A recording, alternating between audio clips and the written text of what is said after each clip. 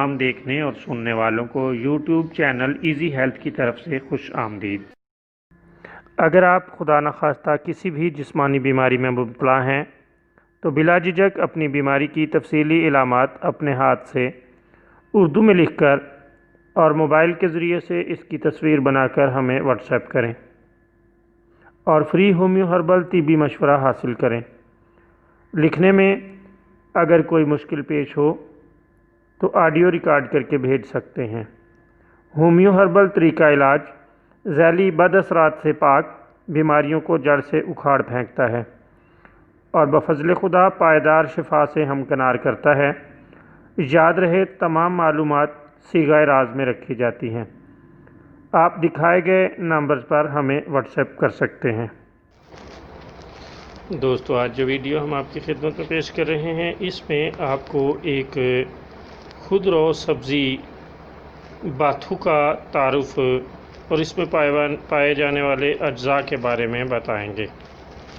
باتھو کو عام طور پر بتھوا بھی کہا جاتا ہے، لیکن اس کا نباتاتی نام چینوپوڈیم ایلبم ہے۔ یہ خودرو بھی ہوتی ہے اور اس کو اب غذائی ضروریات اور انسانی ضروریات کے لیے کاشت بھی کیا جاتا ہے۔ یہ ہرے پتوں والی سبزی ہے اور جھاڑی نما پودا ہوتا ہے۔ ان پودوں کی اونچائی 1 سے 4 فٹ تک ہو سکتی ہے۔ یہ عام طور پر خودرو ہوتے ہیں، لیکن بعض کاشتکار اسے غذائی ضروریات کے لیے بھی کاشت کرتے ہیں۔ عام طور پر ہندوستان، پاکستان میں ساگ میں ڈال کر اسے استعمال کیا جاتا ہے۔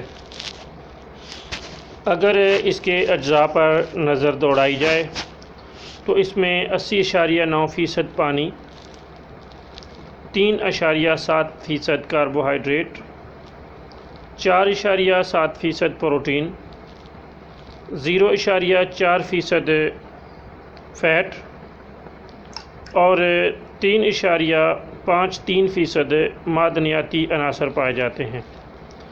معدنیاتی عناصر میں پوٹاشیم، کیلشیم، فاسفورس، فولاد ہوتا ہے۔